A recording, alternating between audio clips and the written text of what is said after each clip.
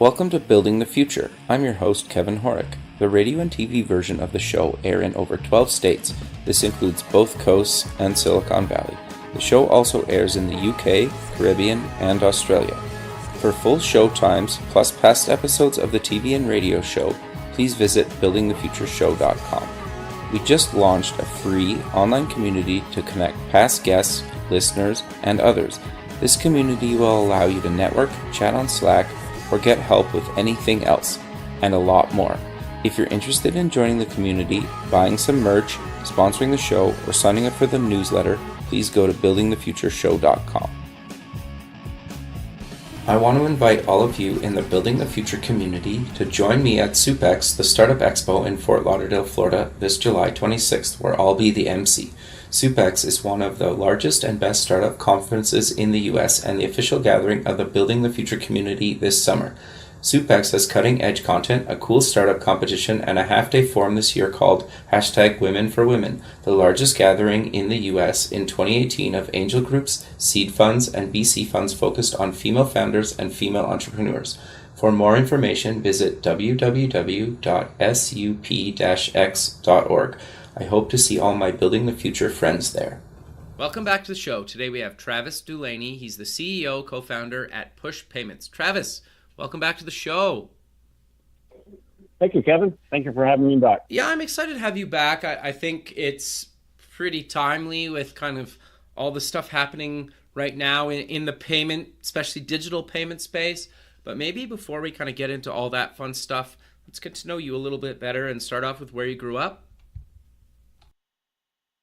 No, absolutely. So, unlike a lot of people in the financial services space, I actually grew up very simple. I grew up in Virginia. Okay. In the southwest area of Virginia. I'm just a good old country boy at heart. Very cool. So you went to a few universities. Kind of, what did you take in university, and what got you passionate about taking that? Well, I actually started at a little community college and spent some time at Virginia Tech. Also spent some time at the University of Phoenix. And but technology has always been my passion. It's never been anything other than the fascination of creating something.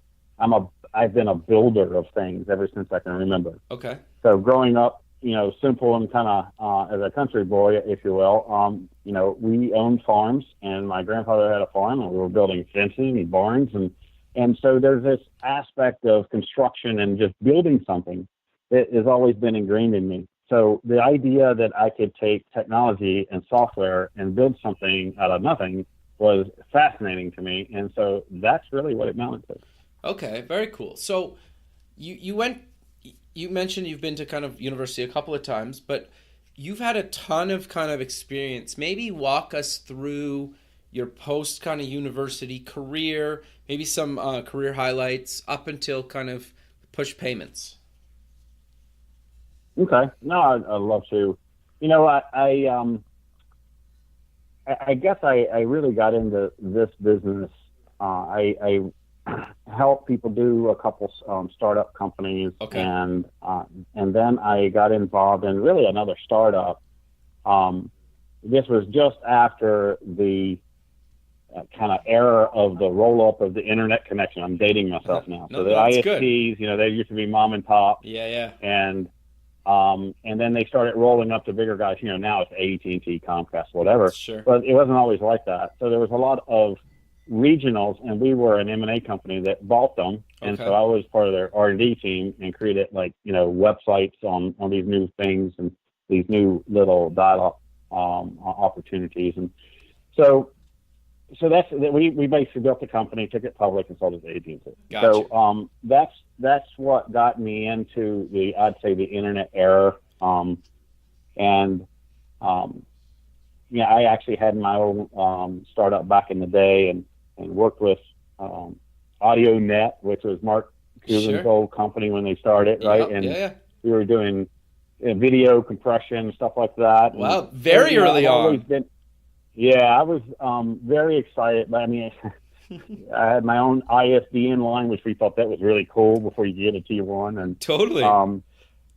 So it was, definitely dating myself a little bit, but that's just, I've always had a passion for that technology and the things you can do and finding what we could do and pushing the edges. And so then I went to work for a company that called Claim Card, and that was a startup company. Okay. And they had, after Hurricane Andrew hit South Florida, Right. there was, problems with paying out claims because there was a run on the bank, there's no money, and things of that nature. So Claim Card had put claim processing from State Farm on a card. Okay. So it was really the first prepaid card is what it was. Interesting. And so that company became Wildcard Systems, and Bank of America had invested in us, and we became a big component of gift cards when they first started. And so that evolved. I ran the virtual travel money cards for Visa. We converted all the traveler checks to cards. So that's where I got my stint in the payments world, and that allowed me to learn issuing, understanding the networks, worked with Visa and MasterCard way back then. And one of my programs was the very first international remittance program using a card, first cross-border transaction ever did. And so it was fun. Learned a whole lot. And so that company, Wildcard Systems, got bought by a company called eFunds, which is a switching company. So then I started learning about switching traffic and how to route transactions from one place to the next and things of that nature. And then, eFunds 2 years later was purchased by FIS, and I was with FIS until about, 6 years ago or so now. And so with FIS, then I just continued to learn more. We got into our economic collapse a number of years ago, and I was right in the middle of that. So I spent a lot of time, unfortunately, shutting down banks. And so that helped me see all the insides of a bank and how they work, how the core works, all the different pieces connected to it, Fedwire, all those things. And coming out of that, I still worked for FIS. It was time for me to kind of leave the big corporate world. And, I ventured off and started looking for what I wanted to kind of do with the next chapter of my life, for the most part, and did a lot of consulting, did a lot of work in the card and around the payments world and mobile payments and things of that nature, and in effect started my own company that then became Push Payments. And so we saw what was going on in mobile, the evolution of mobile and handheld devices, and you're going to have to connect that, and you're going to have the instant gratification and on demand, and things don't have to move faster because the products today don't. Right. So we had actually came up with a way, and we worked with Visa and mainly Visa in the beginning. And when they started, very first started out with OCT products. Okay. And it was a little problem with acceptance and all those things. So we've just been along that road all the time. And so then I've stayed there, and we've worked with the Federal Reserve on the Faster Payment Task Force and worked with the major networks and, to really improve the process of being able to digitally send a transaction instantaneously. And we use the networks that kind of run a transaction backwards. Okay. That's what it amounts to. Interesting. And so it gave us basically a new function, a new capability, and, really an opportunity for a new type of rail. Okay. And so that's kind of what brought us here. Okay, so how do you guys kind of work with, some of these big institutions to actually make some of these payments kind of real time? Because it sounds probably really simple, but for somebody that's ever kind of tried to get into kind of some of these, banks or big systems, it's a huge challenge. Yeah, it absolutely is. And so one of the big sticking points, really when it came down to working with banks, is that the banks are, or at least the perception that all banks are managed through the core. And so unless you have access to the core, you can't do anything.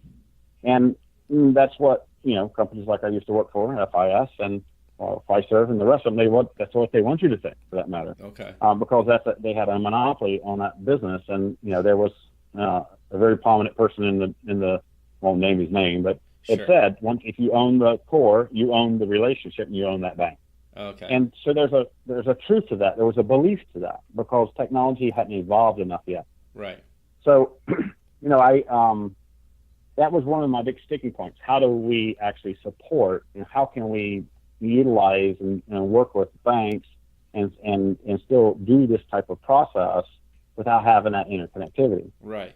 So it's literally one of those things out of a movie where I woke up at 2:00 in the morning in a cold sweat, and I ran to my whiteboard, and yes, I have a whiteboard in my house, a number of them. That's awesome. And I started drawing, and so of course, about 5:00 that morning when the lights came on, everybody was coming out for coffee. I was still working, and so I had figured it out. And so it's really, it's actually very simple to some extent, but there is no need to go to the core. And so it's really about the evolution of technology, use of APIs, and really just use of data in the right structures.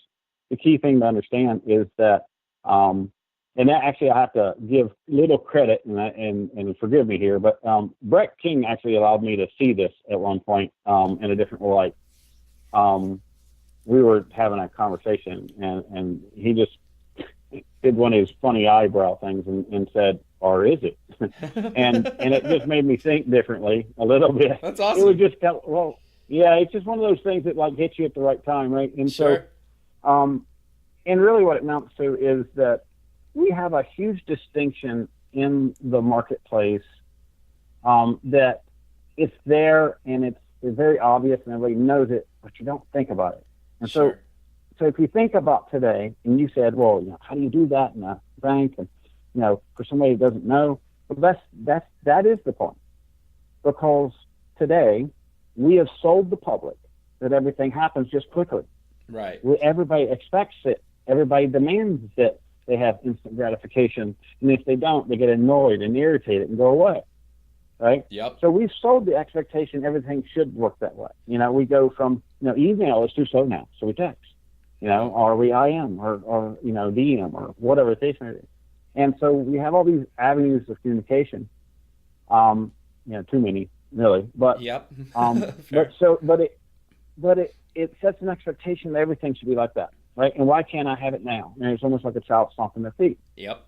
So the banking industry and our over rails is still living, in 20-year-old technology. Sure. So it just wasn't built that way. It's not that it couldn't. It's not that it's not digital technically, but it's not in a real-time fluent aspect of it, right? Meaning we have time in between because we have to do fraud and we have to do all these checks because it was convenient because that time was there. So it really have to reorganize how you think about things because, even like fraud, real-time payments, and a lot of people thought, oh, wait a minute, what about the fraud? Well, that's because they're used to doing it in between the wait period of ACH. Sure. Well, okay, so you designed it inefficiently, and so why is that our problem, right? But what it amounts to is the fraud and all the checks should be done up front anyway, which is why identity management is so important nowadays. Sure. You got to know who that person is on the other side because it's a computer. You don't always know that, right? Sure. So just creating that environment, and it's really the expectation that has been set, and we can then feed that expectation in a technology sense. So it's almost like a layered effect. So you can do whatever you need to do to manage and derive those frictionless environment to the customer.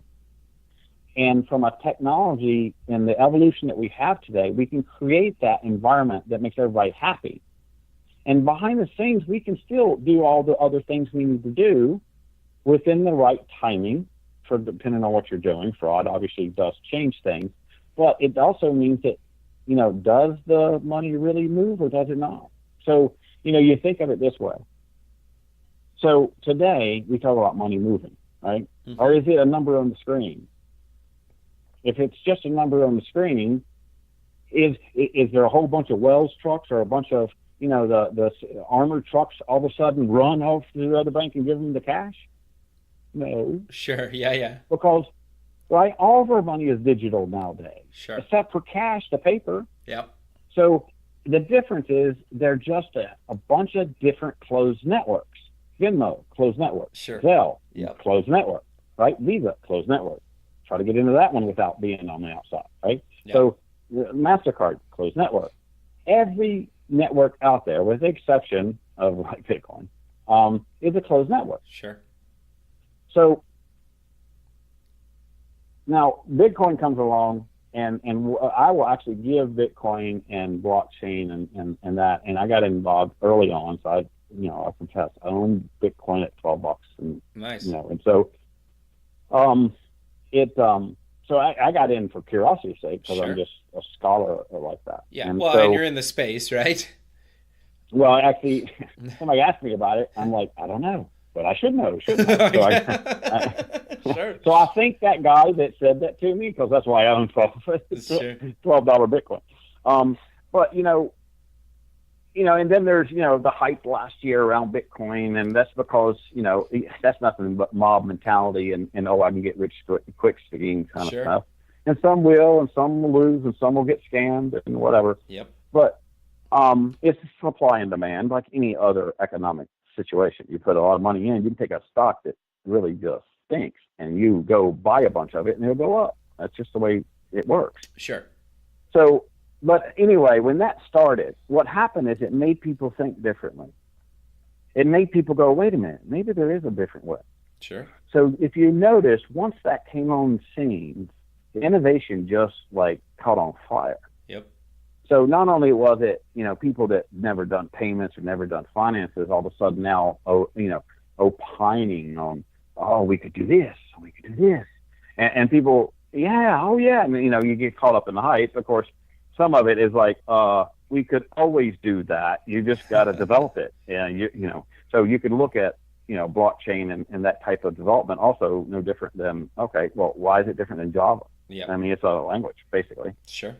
So, there's different ways of context of looking at it, but the point I guess I'm getting to is, aside from this evolution of what's driven these changes, is that there's a lot of this change going on, and finally some of the people that had all the marbles started looking at other ideas.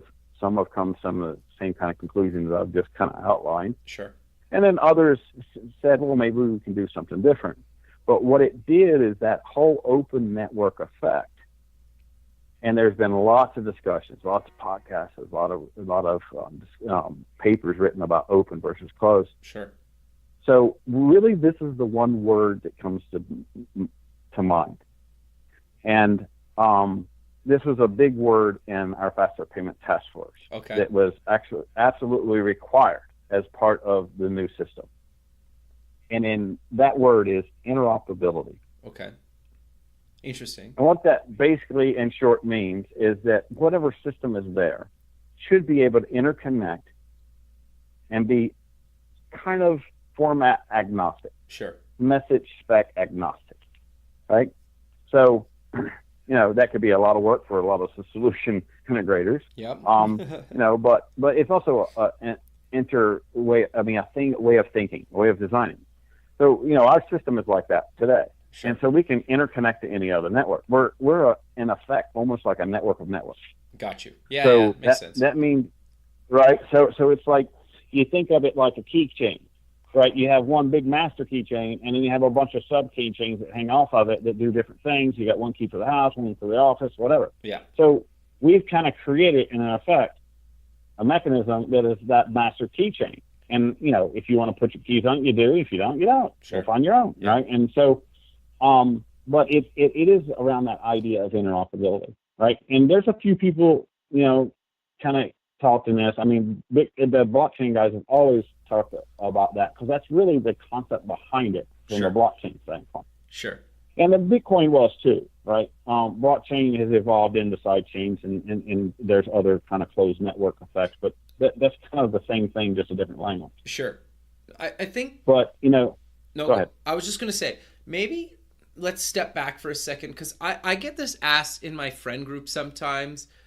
So maybe let's explain to people what Bitcoin is and how you actually mine it, and then let's maybe cover what blockchain is and how it kind of works with what you guys are doing. Is that fair? And then we'll keep going. Yeah, absolutely. Okay. So I will try to simplify it. Sure. And we don't need to go into hashing and No, stuff totally. like Actually, we used to put on for about 3 years. Used to put on training sessions every year in Chicago, once a year for Bitcoin and blockchain and all the detail and all the nauseating part of it. But in simple, so we got to start with blockchain in a way, even though that's not what you heard about first, but you heard about Bitcoin first. Sure. Because blockchain was created, and I'm gonna oversimplify it because it's really I think like that's better. It's like a P&L in the sky. Okay. So it has inputs and outputs, it's debits and credits, right? Yeah. And so it was created as a ledger system, as you'll hear it called as ledger system, right? Because that's really what it is. It's just, if you think about your checkbook or a ledger, you got a credit side, you got a debit side, right? Mm-hmm. So you input and output. So, behind the scenes, there's these long numbers, basically, or character sets that really are tokenizations, if you will, sure, of a message that says, here is this, and it has a value of, $10. Sure. And it's not even $10. It's 10 point. Right. And then however long the end of it. So you got to go back and think about, so currency is a country-specific thing. Sure. And it's sponsored by countries and each of those central banks, and it's about, how much gold they have in reserve and all these other things, right? But really what this concept was an exchange of value. So sure. If the concept is, why do I need a bank? Why do I need this? Why don't you put in this? This is the old bartering system. Back in the old Renaissance days, I give you a goat, you give me a cow. Sure. Right? Yeah. And that's, in effect, what it amounts to in a digital sense. Right? Right. I have this, I have a value of this, you want to pay it, you want to pay $10, I'm using it as a non-fiat wording. But, you're willing to pay 10 for it? Okay, here you go. Here's an exchange, and I will send it to you, right? Sure. And so it's that idea. And so all it is a ledger that technology-wise it goes in and it comes out. Now, the mining practice is a validation process that says this is a correct transaction. It's kind of like, I used to have an image in my head when I think of the big P&L. Well, there's an accountant with the little binder on his head, the little visor on his head, and a miner is going, yep, that's right. But it's a little more complicated, obviously, than that. But miners basically fight for who validates it first. Okay. And whoever validates it, ding, gets a coin. So it's almost like a video game, right? Sure. So whoever gets there first gets the prize for winning it, and it's a group consensus that does it. So in other words, everybody goes, yep, this guy's right. Think of almost an auction, right? Yeah. So that's how the system works. It's kind of an input of values, group consensus on validating that transaction, that everything is the way it's supposed to be, and then it goes out the other side. So, that's that kind of the mechanism. Now, Bitcoin is just a label for that kind of currency. Sure. That's it. So there are like excess of 5,000 different cryptocurrencies in the world, right? Totally. And you realize that basically a Disney dollar is a cryptocurrency, or was, until they canceled it last year. Oh, interesting. I never thought of it like that. But yeah, well, and you and I could create our own cryptocurrency, like right now, if we wanted to. Exactly. All we have to do is agree upon that if I hand you something, and you accept it, and for that value, and we want to call it the Kevin currency, that's what it is. Sure. So it's just an exchange of value. That's the whole point. Sure. So crypto just basically means it's a cryptogram, which is encrypted, and a tokenization type of a process to do the exchange. Sure. So that's at the base of what it is. So Bitcoin was kind of launched in the market to be an exchange of value and services, and obviously some shady people was using it in the beginning because it was hidden and it was anonymous. So nobody knew who the sender was, nobody knew who the receiver was. Sure. Just had a number. Yeah. So like the stock example, you feed something, it'll grow. And it got attention. People started looking at ways of commercializing it. And, then there was all this speculation. Is it a commodity? Is it an asset? What is it? Because, of course, the government wants to get paid for it. So they want to say, opine on, do we get taxation off of it? Sure. So, anything that's out of control or does not have controls, some government or someone, regulatory bodies want to control it or at least get paid for it. And don't get me wrong, I'm not libertarian in any way, sure. But, there is an element of that. Some of it is protection of consumer, but I would say it's kind of funny that the first thing came out was, pay your taxes on it, not protect the consumer. But, so that's really what it amounts to, right? And so there's been a lot of them out there. Ripple, they're actually a commercialized payment company that it still is just a cryptocurrency. Okay. And they actually, or I would say the first ICO, because they had the currency first before they were a commercialized company for purposes of money transmission. And they really kind of stopped talking about the currency, but it was in fact what funded them all this time, except for the initial funding. Sure.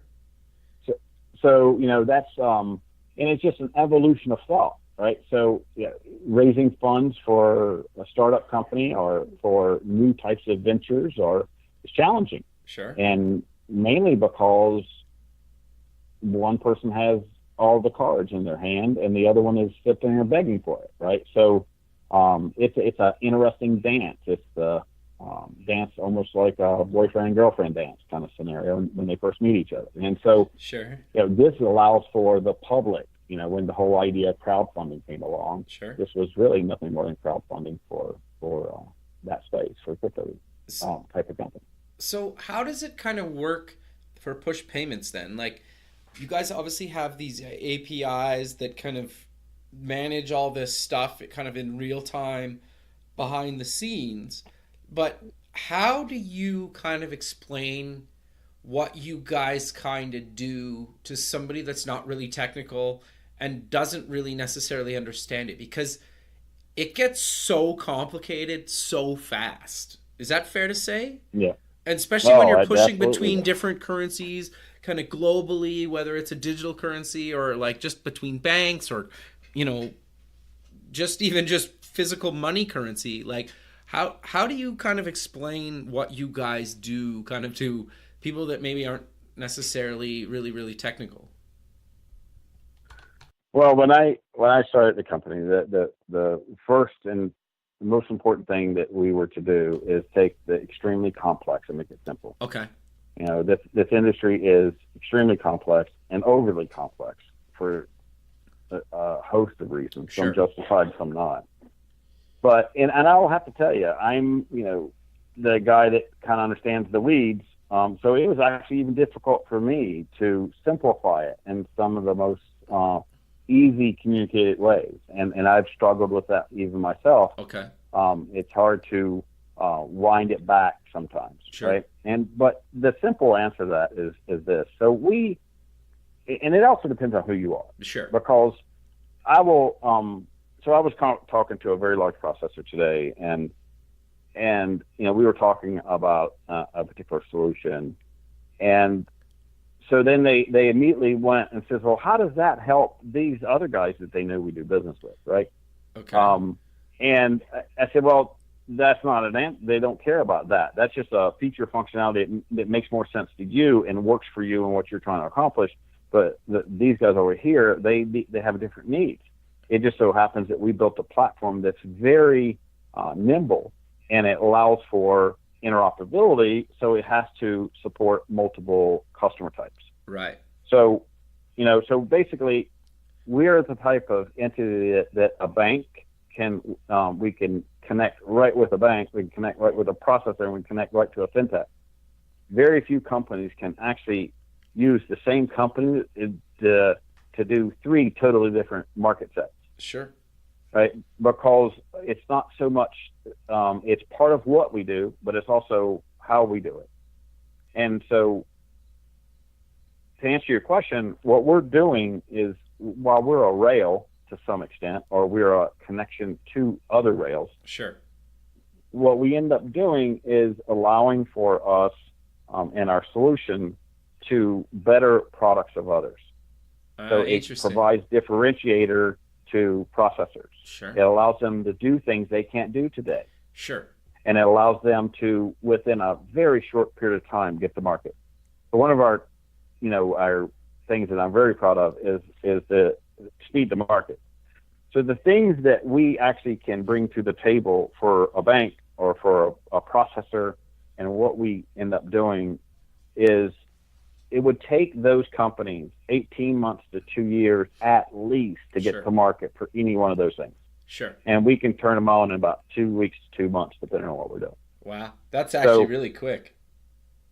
Right. So, I mean, if you think about how integrations work today, that's what we ended up doing. We already built all those connections to all the networks. We've already built all the needs from the routing aspects and how to manage the billing and how to handle the settlement and do all those different nuances. Sure. Right.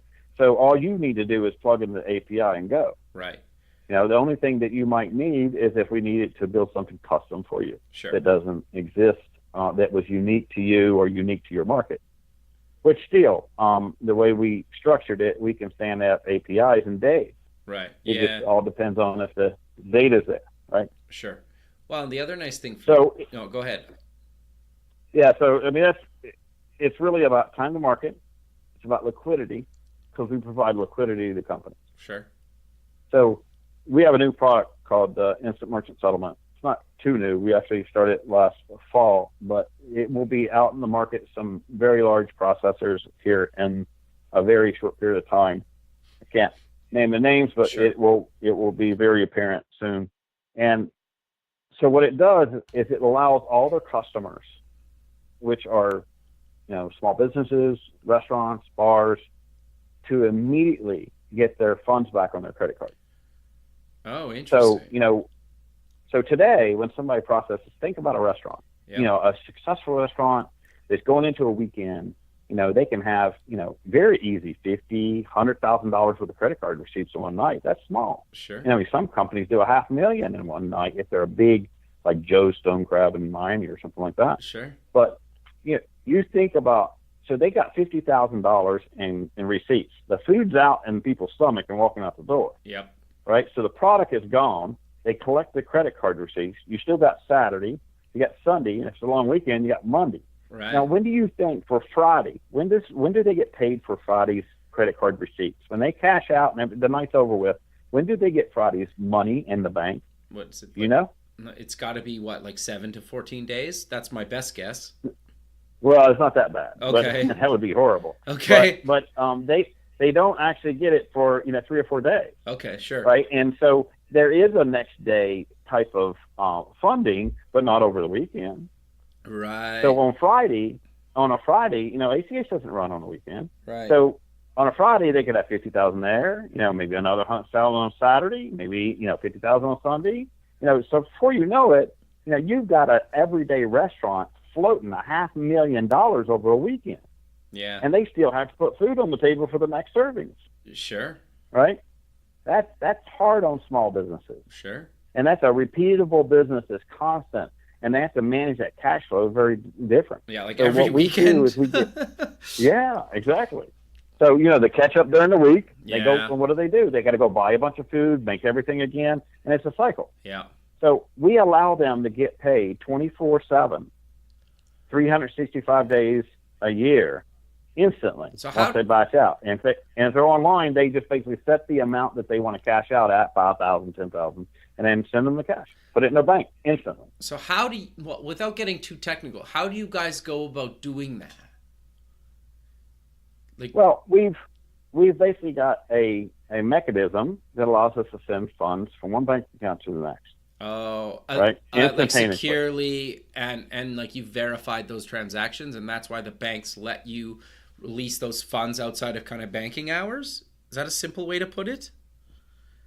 Yes. I mean, there is definitely risk management involved. So we mitigate risk and we monitor risk and things of that nature, because there are things that can go bump in the night. But generally speaking, yes. So we put together a process and automated this process to allow for this to happen. And it is for an online, transaction, it's an easy implementation.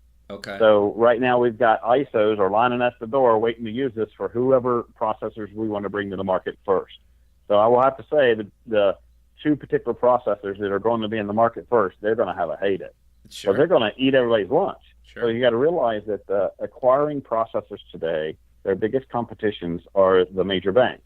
Right. So you got Bank of America Merchant Services, Wells Fargo, because they can do next day because they're the bank. Right. But a processor is one step down, so they have to wait that extra day. Right. So it's hard for them to compete, and the bigger banks are going to hurt that. Right. So this is a great leveling of the playing field for those guys. Sure. Right. And so that marketplace is now become so commoditized where they fight over pennies on the transaction level. Sure. So then how do you guys monetize that? Do you just take like a certain percentage of the transaction? We charge a flat fee. Okay. Right, to send the funds. Right. Gotcha. We're not, even though we have components of interchange and things like that we stomach it. We take that risk. And basically we charge a flat fee. We execute the transaction for them. They can choose whether or not they want to pass the fee on or not. That's up to them. What do you mean by pass the fee on? Oh, to like their consumer? To the merchant, I guess. Oh, right? okay. So, I see. Right. So some will, elect to pay for it. Some will elect to say, if here's an option. If you want your money right away, here's the fee. Gotcha. So, the credit card works. The whole credit card world works that way. In other words, here, I'm going to charge you to do my part, and everybody else's fees it takes to do the job, I'm going to pass it through to you. I see. Yeah. So what they do is they negotiate on this, 5 cents, 10 cents, this transaction rate. But the merchants don't realize that when they get the bills in a month, there's this big, huge automation of this itemization of all these transactions and the cost. Nobody, not should say nobody, but many can't understand or even go back to validate what it is. Right. But that's all those pass-through fees. So they think they negotiate the best they can, and they got a $500-600 bill at the end of the month or whatever that is, and it's 5 or 6 pages of it. And then what does it happen? It goes in the trash can or it goes in the file cabinet and moves on. Right. But they don't realize that what they're really paying is much more than this little 5-10 cent transaction that they negotiated. Right. Interesting. Is that why, and this is maybe unrelated, but is that why some of the higher end kind of like points cards or whatever, I've heard that merchants don't like sometimes when you use some of those like higher end cards because it actually costs them more money per transaction. That's true? That is correct. Yeah, that's absolutely correct. Absolutely. So there's processes, and I actually know a company today that helps companies strip that out. Okay. Right? But it's normally done. Amazon does it. Okay. So if you use a points card on Amazon, you won't get your points because they're going to route it away and it's similar to how we route our transactions actually. But they route it in a certain way that basically strips out all that extra interchange so they don't, and nobody gets the point. So that's where that point and that benefit comes from is the merchant pays for it. Oh, wait, okay. So I fully understand this because this is actually quite fascinating to me. So there's times that I use my points card that I might not actually get the points at certain merchandise or retailers because they route their payments a different way. So like they don't pay a higher fee. Is that what you said? It's very possible. Wow. I had no idea. It's normally online merchants. You'll find that at more than anybody. I mean, brick and mortar won't do that. They don't. Sure. Sometimes they might because there are solutions that do that. There's a few of them. Okay. I know most of them that offer those services. And And it's really what it amounts to is they're just paying more interchange because there's a point card. Remember something, all those kickbacks, all those things, that comes from somewhere. Sure. And all the interchange is collected today is no longer used for risk mitigation like it used to be. It's used for kickbacks and points, and that's the way the system works. Interesting. So how do you get around that then? Because like again, not getting too technical, like I'm actually quite fascinated by this. Actually, I use a regulatory ruling that helps me do it. Okay. And it's all under Dodd-Frank. Oh, wow. So I'm able to do what I'm doing simply because of the Dodd-Frank ruling. Okay. And then you route it away where I just don't get the points for that online transaction if I buy something from Amazon or one of the retailers. But remember something. What we're doing is we're not using it as a credit transaction, like a credit card, like you're doing. We're sending money. So okay. if you're getting a Sure. transaction from us, you're getting money, which you're fine with that. Yeah. Okay. So, I see. right. So there's nobody paying the interchange in this case except for us. Got you. Interesting. Okay. That's wild. I never knew that was like how that worked out. Okay, cool. Yeah. So this kind of leads me, I guess, into kind of the next thing I kind of want to talk about. I think like since you were on the show a while ago, I think a lot of's kind of changed, and I think we've kind of covered some of that stuff with like blockchain and Bitcoin. At least the kind of cryptocurrency and at least kind of blockchain stuff is kind of at least become in the media, like when people that are non-technical, or like when my mother starts asking about what Bitcoin is or something like that, I was like, oh, it's hit the mainstream now, right? So what else has kind of changed in the kind of online payment space, within even the last year that you've noticed?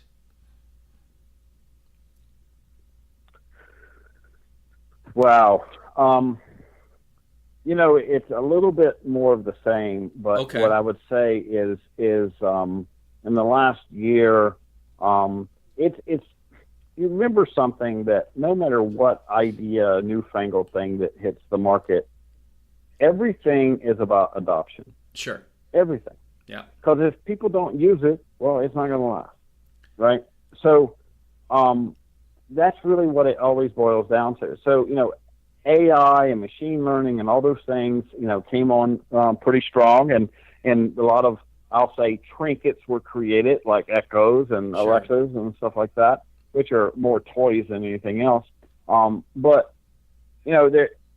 what it does is it just allows people to take those, kind of ideas or toys or whatever, but those mechanisms, and then put them together.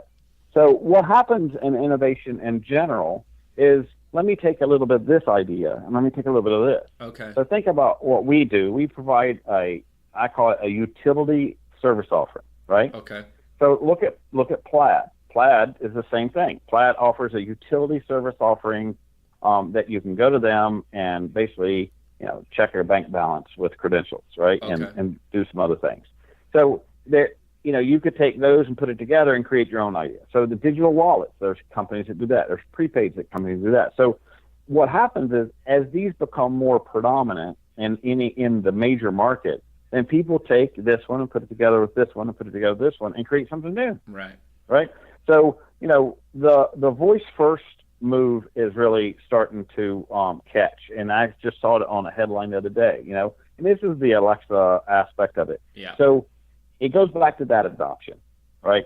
So remember what we talked about in the beginning is about speed, efficiency, Sure. less friction, ease of use, right? Yeah.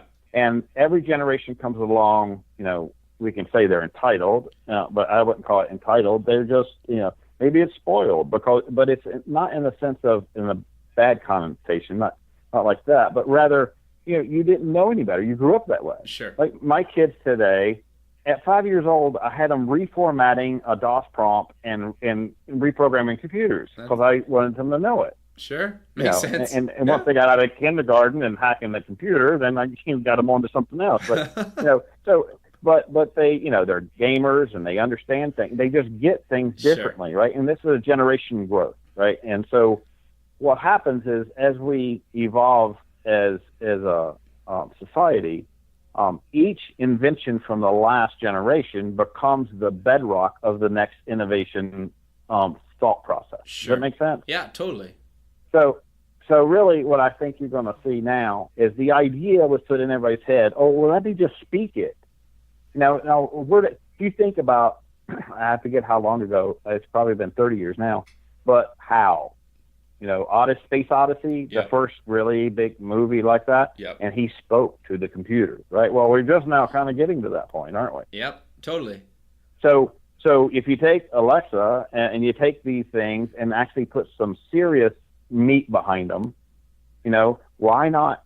Why shouldn't I just, speak and go, hey, can transfer the money from here to there, or hey, can you call the pizza shop and have my favorite order? Sure. Right? Why shouldn't we just be able to do that? Because what does it do? It gets us, again, more quality of life. It's all about, hey, if I can speak it, not have to type it, not have to open the computer, not have to go to my phone. Yeah.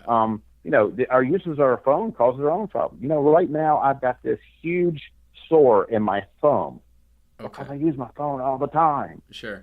Because I'm swiping, right? I'm swiping, I'm moving, I'm typing. Yep. And so, those are, every new invention has, some form of impact.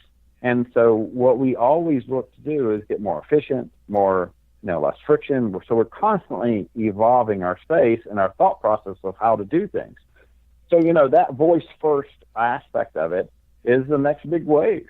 Sure. And so, that's it's yet to hit the market in a strong sense, but it's just about connecting that need and that demand to the capabilities that are out there today, assemble the right units, and you've got another delivery mechanism that suits, right? Yeah, no, that's an interesting way to put it, because I got a Google Home late last year, the Mini, because it was like half price, and I kind of thought, well, I don't know how much I'm actually going to use this, but for $40, I'm in tech, I should probably, suck it up and buy one already, and you know what? I actually, my wife uses it a ton. My daughter uses it a ton. I actually use it a ton. It is complete and utter, a toy. I will 100% openly admit I could do basically all the things that it does, either on my phone or some other device. But the convenience of it is pretty nice in certain situations, but it is very much a toy.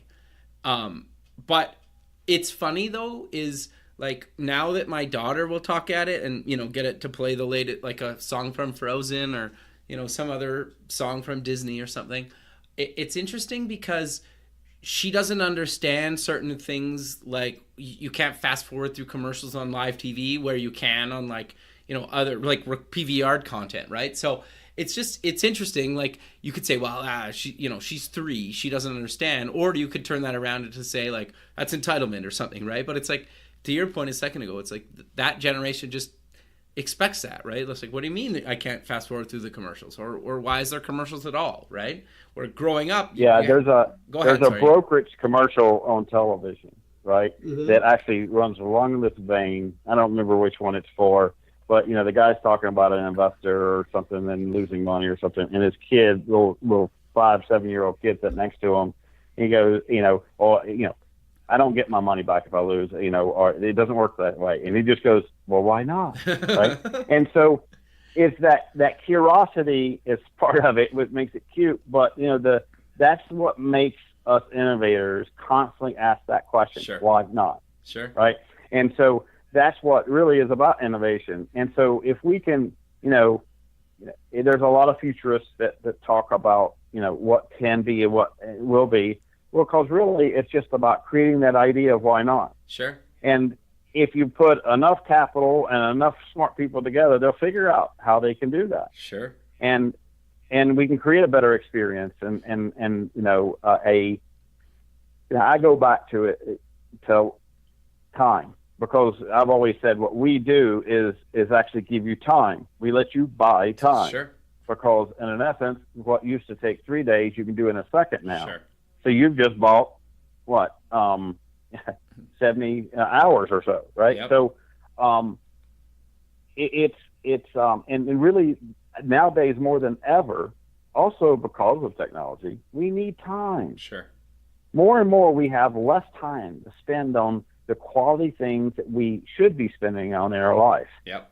Right. And so while we have all this automation, the fact that it's crazy even to this extent. I have multi-factor here. I jump over this. I do this. I do this. Sometimes I gotta, just because of security and the way it's coupled together today. Yeah. It actually is more complicated than if we had just done it manually almost, but not quite. No, but, I know what you mean. Yep. Right. So the point is as we grow and as we evolve into new technology, new capabilities, it creates this new layer of complexities and problems to solve for every generation. Yeah, that's fair. And so, in the next wave of whatever the next thing is, right? So the Alipay kind of dominated, the Asian culture and that whole era because they were able to jump generations that didn't exist there because they didn't have a maturity. Sure. Our market's a little different, more complex, more mature. So, there is people that want to hold on to their marbles a little bit more. Sure. That's part of it. But the other thing is it's just not as easy and it's a little bit more complex. Sure. But, so maybe the right way to manage that is us leaping over and not going to the Alipay model, but going to the one after that. Right. Right. So part of it is all about identifying the waves. And in the end, I hate to put it this way, part of it is usability and adoption, because if you don't have adoption, sure, you don't have anything. Yeah. But you need adoption, because if you have adoption, then you have a business model. Yeah, that's fair. Because then you can figure out the monetization of that. Because if you can't make money, then nobody's gonna, grow a company if you can't do that. Sure. And does the stuff happening in Europe right now kind of affect you guys quite a bit, or not really? Which part? You talking about the open APIs and that type of thing? Yeah, and all the privacy PDS stuff that too? they're working on too. Does that affect you guys? Oh, it affects everybody. Sure. Okay. If I would have to say, this happens to be, I'm not sure the date and everything, but I just got in the last 2 days more updates in my privacy notice to every single online account I've had than anything I've ever seen. Sure. I probably got 20 or 30 of them in the last 24 hours. Okay. So everybody's preparing for it, but it affects everyone now. Yeah. So, we're not really geographically bound as much as we think we are. While I'm not sitting with you right now, I'm talking to you. And so just because you're in Europe, so there's a body of water we call the big pond, but does it really matter? No. Other than time zones and stuff? Sure.